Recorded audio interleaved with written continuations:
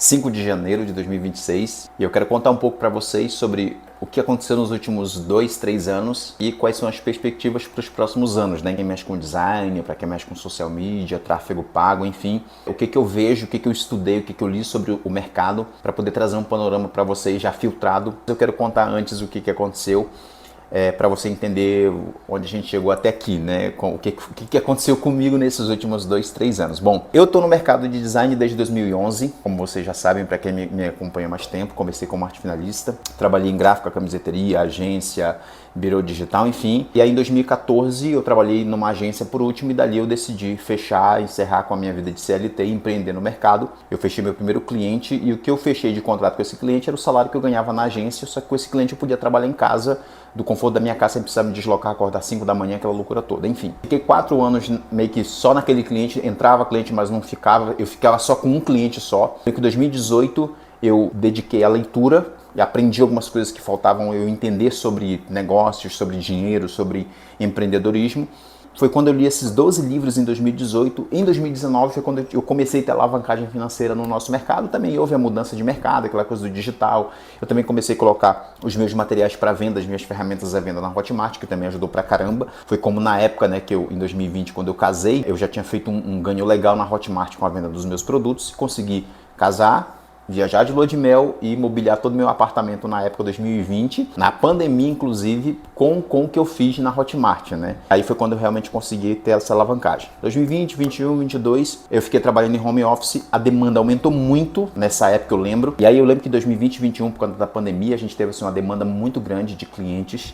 E aí foi na época que eu abri para mentoria, para poder treinar algumas pessoas que iam trabalhar comigo para atender esses clientes. Aí 21, 22, 2023 eu decidi abrir meu escritório físico, até então eu estava home office, eu tinha um escritório em casa, no apartamento. 2023 eu decidi abrir um escritório em parceria com uma imobiliária que eu atendia na época, a gente fez uma permuta, ela descontava uma parte do valor do contrato e o restante, né, eu recebia ali mensalmente pelo serviço que fazia para eles. Fiquei um ano no escritório. A ideia era fazer do escritório não só um escritório, mas que ele se pagasse por meio de gravação de cursos, gravação de conteúdo para outras pessoas. Ter um local para gravação, né? Que era uma coisa que na época estava demandando muito. Aconteceu que não aconteceu como eu planejei. Não houve essa demanda de gravação, como eu imaginei que seria. Acabou que o escritório se tornou um ônus. Aí concluiu-se um ano.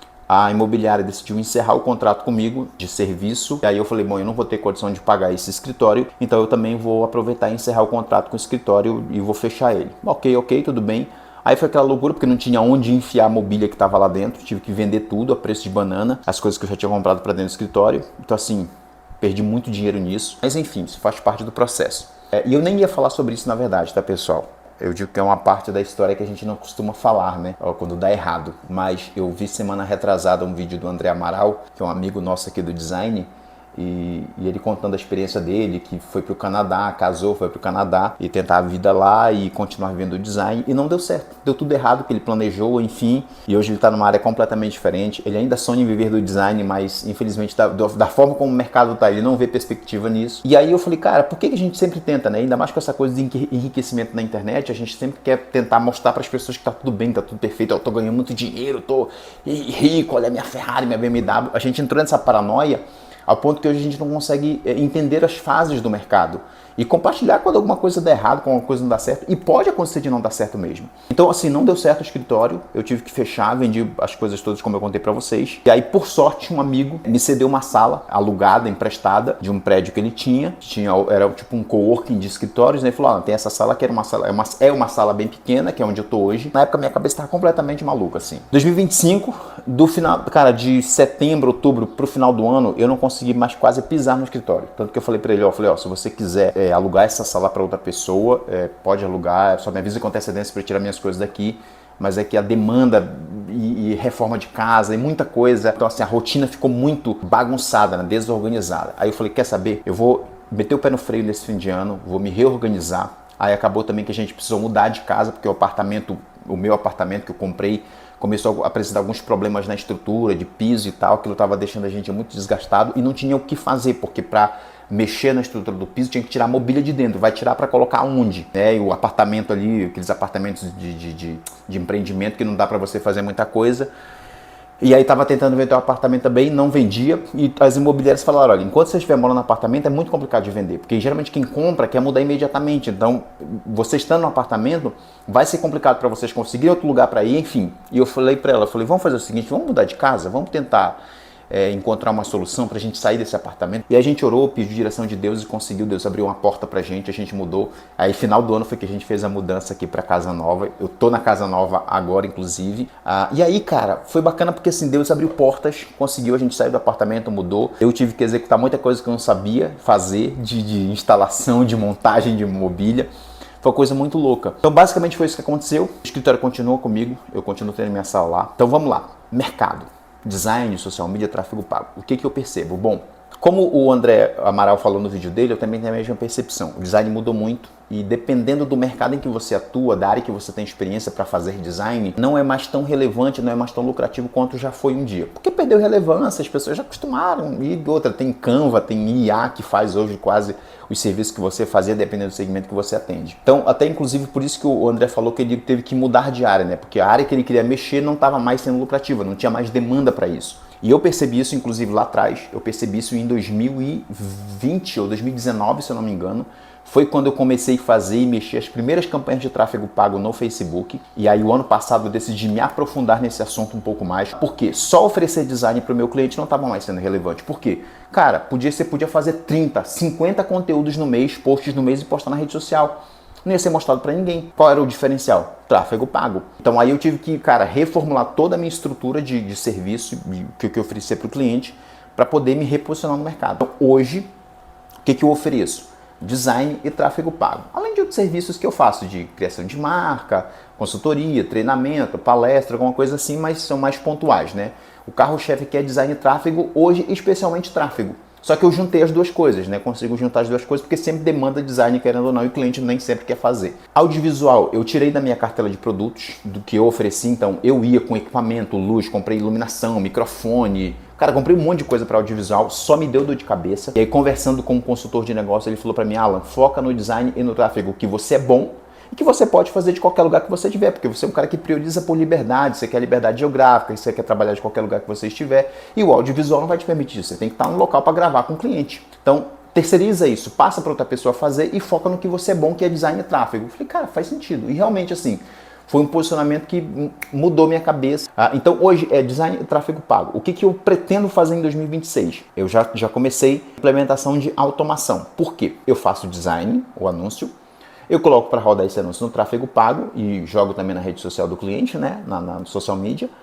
Mas quando o cliente do meu cliente chega no WhatsApp dele, no canal de atendimento dele, no canal de vendas dele para ser atendido, o atendimento demora, não responde com eficiência. A pessoa que está no atendimento às vezes não tem a qualificação de venda para saber vender, conversar, negociar, persuadir o cliente, aquela coisa do vendedor mesmo, é só alguém simpático. E eu digo, nem todo simpático serve para venda. Tem que ter a malemolência do vendedor. E ao perceber isso, eu percebi, cara, a gente consegue ajeitar isso com automação. Usar a automação, chatbot, essa coisa toda. Aí encontrei um CRM, um chatbot que me atendeu muito bem e eu vou começar a vender eles para os meus clientes. Então vai ser design, tráfego pago e automação, porque daí eu consigo participar de toda a fase do atendimento, a venda, tudo desse processo do meu cliente. Eu consigo ter um controle melhor, ver o que está funcionando, o que não está, fazer modificação. Eu consigo ter até entregar resultados melhores para o meu cliente participando de toda a etapa de venda dele. Mas o que eu também percebo? Então, são áreas que eu entendo que ainda vão ser relevantes. Design a gente sempre vai precisar. Hoje eu uso IA para muita coisa, gero imagens com o ChatGPT, gero imagens com o Gemini, gero imagens com o Perplexity. Algumas coisas de texto também uso o ChatGPT e o Gemini para gerar textos para mim, ideias de conteúdo e tudo mais. É uma ferramenta para nós que nos ajuda, só que lógico que você tem que mandar o comando certo para que elas funcionem e te entreguem um resultado excelente. Então, design, tráfego pago e automação de atendimento. Landing page, site, audiovisual, terceirizo. Anderson me atende na parte de landing page, criação de site, que foi um cara que participou da mentoria lá em 2021 e está comigo até hoje. Audiovisual, Matoso e Rafael cuidam para mim. Mas eu vou focar em design, automação e tráfego pago, porque são as coisas que eu domino. Eu posso estar em qualquer lugar do Brasil e posso atender meus clientes remotamente sem problema nenhum. UI e UX Design é um mercado que você pode investir se você tem habilidade com com UI UX design, que é mexer com site, interface, experiência do usuário para sites, aplicativos e tudo mais. Eu acho que é uma área muito promissora. Cada vez mais vai depender de inteligência artificial, mas eu digo, mesmo que haja inteligência artificial, é preciso que tenha um profissional ali que conheça, dá um problema, dá alguma coisa no sistema, você sabe como consertar, porque você é um profissional da área. Um cliente final que não entende disso, gera um negócio lá, um monstro marinho no sistema, na inteligência artificial, não sabe como consertar porque não tem o conhecimento técnico. Então, mesmo que haja inteligência artificial, o fator humano ainda é indispensável. Agora, Alan, eu sou design e eu quero viver só do design. O que você me recomenda? De verdade, eu não vejo mais o design no mercado digital como uma coisa relevante, exceto para alguns segmentos de mercado. Por exemplo, design para supermercado. Para mim é o nicho hoje hoje por muito tempo vai depender integralmente de um profissional de criação, de um design profissional, humano. Por quê? Tabloide de oferta. Então, cara, supermercado, hortifruti, conveniências, quitandas que tem um volume grande, elas gostam de produzir tabloides semanais, tabloides quinzenais para veicular no bairro, na região ali. Se você me perguntar, Alan, quem que você me indica para aprender sobre esse mercado, para eu aprender sobre isso? André Costa, o designeiro. Tudo que ele lançasse de curso, de treinamento sobre esse mercado, vai que você vai aprender e vai ganhar dinheiro. Porque hoje o André é referência nesse meio e é um cara que eu conheço, é transparente, é honesto, é um cara assim, não tem nem o que falar do André. O André é um amigo assim extraordinário. Então é um mercado assim, gente, que depende, porque há uma demanda. O supermercado lança toda quinzena, tem tabloide de oferta novo. E aí tem campanha de final de ano, campanha de Black Friday, campanha dos pais, das mães, de não sei o quê. Aí é tabloide de oferta com efeito 3D, com aqueles negócios que você pode fazer com IA hoje tranquilamente. É um mercado que demanda de um design profissional. E tem, cara, eu digo assim, até que o supermercado nem precisa de tráfego pago, porque você bota o supermercado em qualquer lugar, ele vai atrair gente. O mercado de impresso também, que é justamente gráfica, né? Mexer com impresso. Algumas coisas são mais complexas de fazer. Se você não tem experiência, aí vai ser um pouco mais complicado. Mas se você tem experiência, é o mercado que eu recomendo. É um mercado que eu mexo, que eu trabalho ainda. Se você quer aprender a mexer com impresso e ganhar dinheiro com impresso, eu indico para vocês o perfil do Adson Soares, que tem um método AQV, onde ele ensina você a ganhar dinheiro com impresso. E ele ensina que tipo de impresso você pode vender e que tem maior demanda de mercado e tudo mais. Além desses, cara, eu acho que design para lançamento. Eu não sei como é que está o mercado de lançamento, porque eu tô fora desse mercado já faz um tempo. Então eu não sei se ainda há aquela demanda que havia até, sei lá, 2, 3 anos atrás ali, próximo do final da pandemia. Eu não sei se ainda há essa demanda de lançamento para design. Deve ter, certamente. Então de repente, só que aí, geralmente para você chegar nesses caras que têm potencial para pagar bem, você precisa ter networking. Aí que eu acho que é o desafio, porque dependendo, você é um cara que mora no interior, que, sei lá, tem toda essa questão geográfica que influencia.